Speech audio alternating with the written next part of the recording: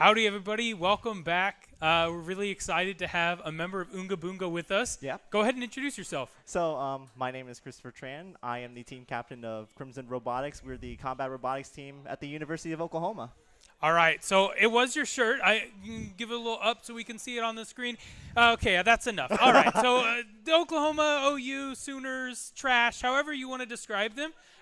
You can use whatever. Excuse me? Well, look.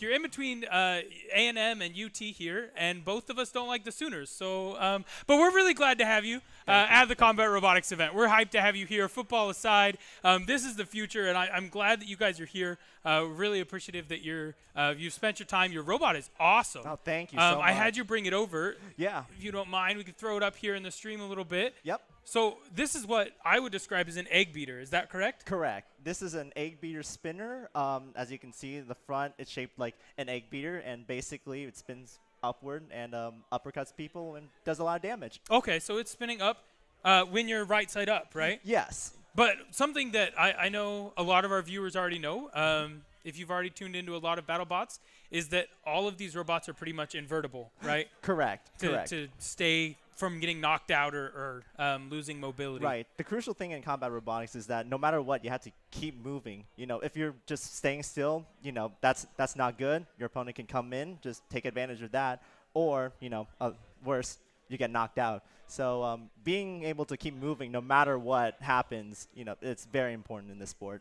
Awesome. Well, we've already seen some really impressive performances from your bot so far. And next up is Break the Bank. Cool.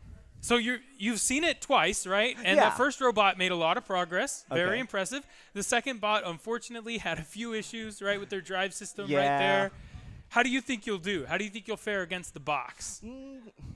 I'm not sure. I haven't seen the current conditions of the box, but I think I have good chances with this robot at least. You know, Let's see if we can get Ian to bring us the box. We'll give you a little look-see right here. Not too long. No excessive strategizing, but Okay.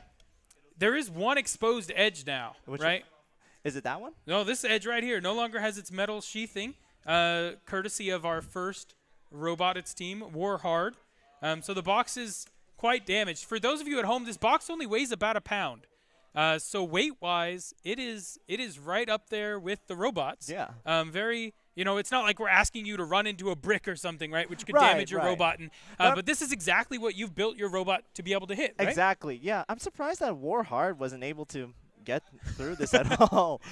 But yeah, with that You could exposed corner, see that can really help. this edge right here where they got their Oh. first hit.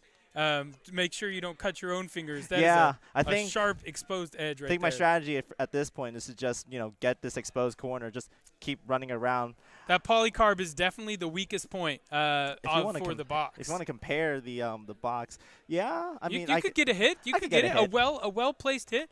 So what's your role on the team? What do you do? So I'm team captain. I get to, you know, lead my team, and for me today at least, I'm repairing Oonga Boonga by myself. Another one of my team members is repairing Hot Take currently, and Wonderful. and then we have a third team member. He's just running back and forth between us just to make Yeah. sure that everything is okay. But yeah, that's my role here. But primarily back at OU, I get to, you know, teach people more about combat robotics, you know, get more people into the sport because, like, it's really fresh at OU right Yes. now. I'm the founder of it. Wow. So we started back in February 2020, right before pandemic. Great time for Yeah. to start a Wonderful robotics time team. to start an org. But you know, during that time, I was able to, you know, teach people the theory about combat. You know, how robots are what's the nuances behind the sport, the meta, and all that. And it's just great to see, you know, like people grow as a result. You know, I have not only engineers on my team, but I have like people who are in finance, and they get to build their own robot, and it's the greatest feeling in the world just to bring people into the sport that I love. I have noticed that this sport is incredibly inclusive, right? We see huge gaps in age. We see, like you said, different life paths, right? Business majors, finance majors, engineering majors. This is something a lot of people could compete in. After lunch, we're going to be hitting the 150 gram, which is a great entry point, wouldn't you say? Yeah, Totally. I mean, like, it doesn't cost that much, and the damage you would see in that weight class, while not as high, it's a great beginning, like, weight class to be You're not part having of. to rebuild your robot in 10 minutes in between. Exactly, and you're not spending, like, hundreds of dollars repairing, like, 3-pound robots. I mean, these are still small, but, like, repairs can be, like, up to, like, $100, I think, after each tournament. I can imagine. Some of the yeah. devastation we've seen in the box today seems like you might be rebuilding almost every part of the Oh box. yeah, yeah. Especially like some of the heavy hitters we see from WPI. Like I have Ablation. I know the driver personally, and I fought him a couple of times before, and he's ripped this thing up so badly. Well,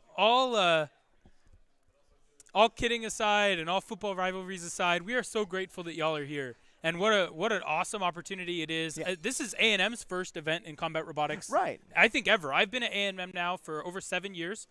Before you judge me too harshly, I'm now in a graduate program, okay? Okay. Engineering does take a while, but hey, you get there eventually. you get there eventually. But in my 7 years, this is the first combat robotics event I've seen at A&M. And so it's really great to be able to connect with universities nearby, like OU. Hopefully, seeing these events, we can lure a couple of the other local universities in and start to have these events more frequently, right? Because that's what every combat robotics builder seems to really want, is just access to events, to competition. Right. And like not only for like universities, but also those outside of the university wanting to get into the hobby. Again, we're very inclusive, and we got to provide more matches for everyone to fight in. That's right. That's very true. You guys you're doing a great job so far.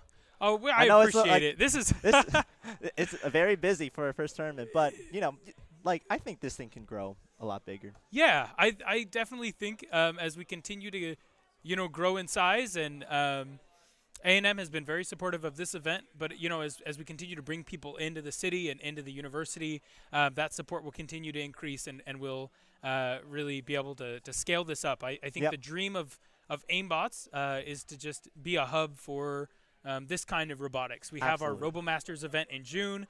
We're hosting this event now, and then we're hoping to do some more combat-focused robotics events throughout the year. Okay, that sounds great. And hey, if you have another tournament, my team will definitely be here. That's great to hear. It's wonderful to meet you. I'm super excited to see how you do against the box. Yeah. And when are we having that? Yeah, I think that's coming up here in a few minutes. Yeah, I mean, it's lunchtime. So, Sid, if we're ready to go, I think we'll stick Oonga Boonga and Break the Box in the arena. We're ready. Are you ready? Yeah. All right. You look ready. Your bot looks ready. Let's do it. Oh, my goodness. Can we take pictures before and after? Yeah, we'll take some before and after pictures. Chat, give us just a minute as we transition back from our interview. Thank you so much to the OU team for being here. I know it looks like a small thing to do these interviews with us, but time is so limited for these teams. They really are rebuilding their robot in between every single match. We're going to throw Matt back here in the seat to commentate you through the next Break the Box event. So get hyped, get ready for that. And yeah, here we go.